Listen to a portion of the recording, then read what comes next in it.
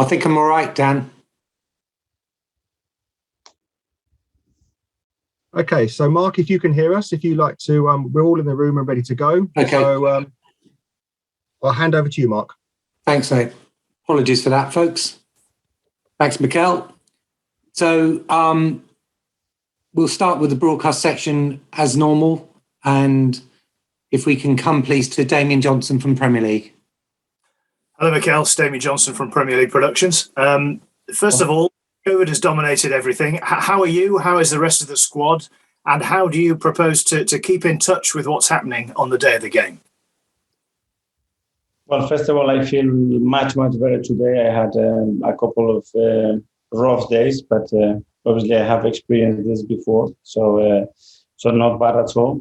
And the rest of the squad is in a good place. We tested the players. We don't have any other news than the one we had before, and try to communicate with them as much as possible, and obviously relying in the rest of the team and coaches that we have, that I believe in them 100%. In terms of Manchester City, obviously since your time there, they've lost the likes of Silva and Aguero, but other players have developed. New ones have come in like Grealish. Are they a better team than when you left? Well, they are different teams. Obviously, the fact that they've been 6 years together, obviously they are getting the perfection in every phase of the play, in every aspect of the game, much, much better. Obviously, the cohesion of the team and the synergy between them, because of the amount of time they have spent together, gets better and better. And the numbers speak by themselves. What they've done in the last calendar year is remarkable. 6 of the Arsenal players that played at Norwich also featured in the game against Manchester City earlier in the season when you were well beaten. How much have they come on, and how much of a learning curve was the experience that day? Well, I hope to experience a very different game. We started that game really positively, but in the first action we conceded a goal. They went down to 10 men, and obviously it's difficult enough to play 11 against 11. So when it goes 10 against 11 for such a long time in the game, becomes a real challenge. And we suffer, but sometimes those defeats help you to become a better team and stick together and understand where the level is and the mistakes that you cannot make against this type of opposition. Do you feel that you're playing them this weekend as genuine equals, given the form that you're showing at the moment? We are preparing the game like any other game, and we know the position that we're going to be facing. There's no need to talk about that because it's so obvious, and focus on what we have to do to try to win the game, compete in every moment of the game, and have the belief, which is the more important thing, right from the beginning, that we can go and win the game. Thanks very much. Thank you. Jamie from Sky. Thanks very much, Mark. Good afternoon, Mikel. Glad to hear you're on the mend. Can you just clarify for us who will be on the bench tomorrow and who is, in inverted commas, in charge tomorrow? Well, Albert will be in charge with the rest of the team, and depending who of the coaches are available, because we had so many issues in that department recently, everybody will be there trying to help as much as possible. So at this stage, you still don't know which coaches might actually be on the bench tomorrow? No. And will you be in sort of video communication with them, with walkie-talkies or an earpiece or things like that? We will be in touch, but as well, I want to give them the possibility, the responsibility and the freedom to make decisions on the pitch, to express themselves, because it's completely different to being on that touchline close to the players and the action than being at home. So I'm going to be here to support and help in certain moments, but they have to get the momentum of the game and communication with the players themselves. Are you somebody who's happy relinquishing control, or are you a bit of a control freak? Do you like to be in charge? Well, I never experienced what I'm going to experience in tomorrow, but it's what it is. It's not going to be easy. To feel frustrated and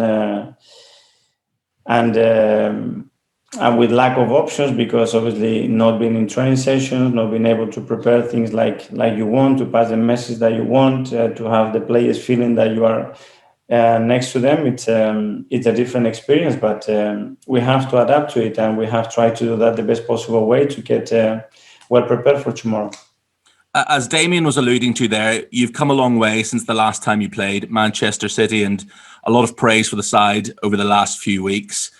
There has been a criticism of Arsenal in the past that when you play the likes of Liverpool or Manchester City, these teams that can hurt you offensively, that you play into their hands. You don't adapt your style of play to combat them. Are you just going to play your own style of football tomorrow, or are you going to try to stop City?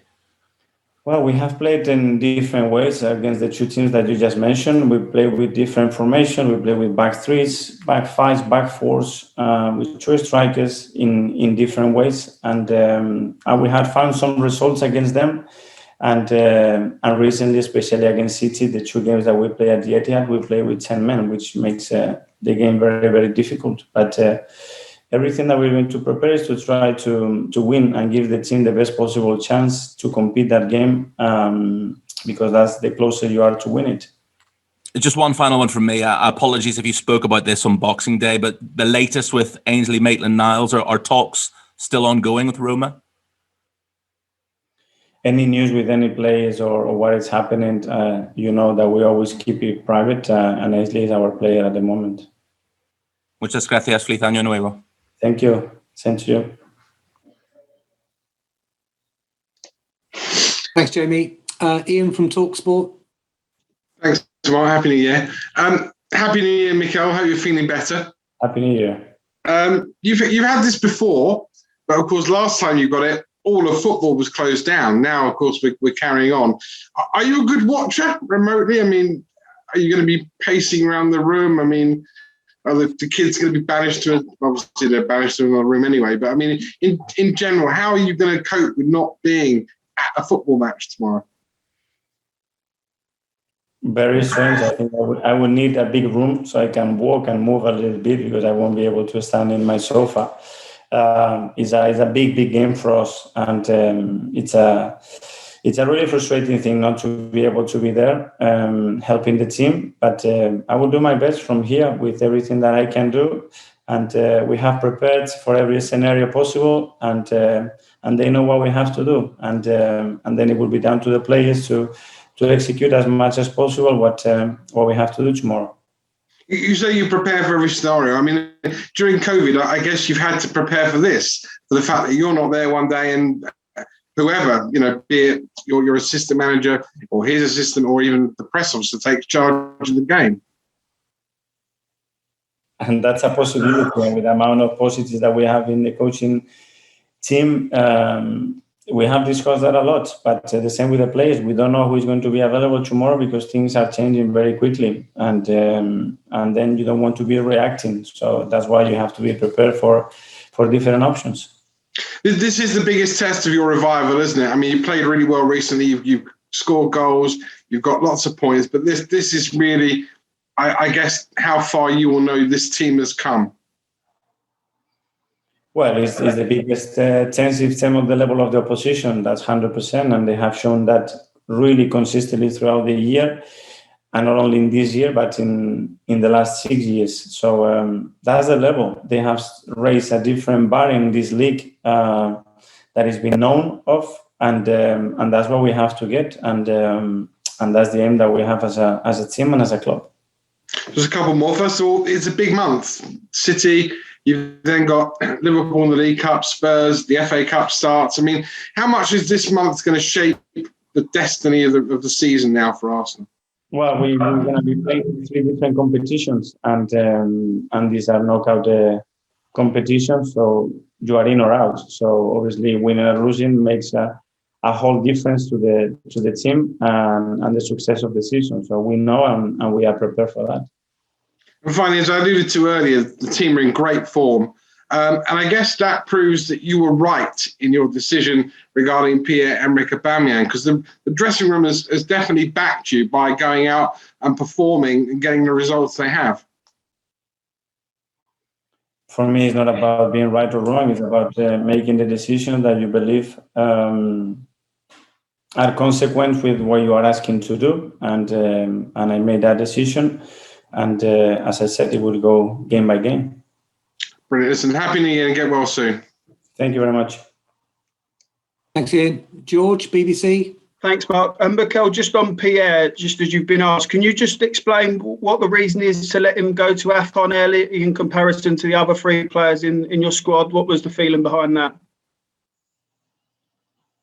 We had a letter from the national team asking permission to get the player, and the player wasn't going to get involved today. So for his fitness and to keep competing, it was the right thing to do. Thank you. Just in terms of Albert, can you just tell us a bit about him, where you met him, why you've got so much trust in him and what you like about his coaching beliefs? Well, I met him a few years ago through another coach. Obviously, is a coach that I knew before because of his reputation and who he's been working under before. And yeah, we had a really good connection. We have the same beliefs. We see the game in the same way. We share all of the values that we believe have to be installed at the club. And it's someone that is very close to me. And he's more than capable. He's done it before. So on that sense, I'm very relaxed about it. What will be happening at halftime? Will you be doing a team talk remotely on Zoom, or are you leaving it all up to him? And if you say, I want to bring someone on or I want to bring someone off, will you text that to him and make that decision, or totally in his call? Hopefully things go well and I don't have to do too much and they can do it. But yeah, the situation have been discussed and obviously we will have some communication. And just the last one from me. Have you seen the calendar table? You're on 76 points for the year, so very impressive, and that would put you in the top four, which must give you a lot of confidence going forward for the next few months. Well, it's I think it's a really important thing because that shows the consistency that we had in terms of results that are obviously led by performances. But unfortunately, it doesn't give us anything, and we have to do it not in the calendar year, but in the Premier League year. And that's the challenge that we have ahead of us. And we have shown that we are capable of doing it. So that's where we're heading. Thank you. Happy New Year. Thank you. Thank you. Happy New Year to you. Thanks, George. Nick? Hi, Mikel. Good to see you. A few of us spoke to Pep the other night, looking forward to this game, and he said that you were Arsenal's most important player for what you're doing on and off the pitch, and you'll be greatly missed on Saturday. What's your reaction to that? Do you think he's just being nice to you as your friend or playing some mind games? No, I think he's just been nice. We talked yesterday because he called me to ask me how I was. Because we have that relationship, and tomorrow he will be defending his club and I will be defending from home my club. But if you hear to him, he always says that the players are the protagonists and the most important ones, and I agree on that one.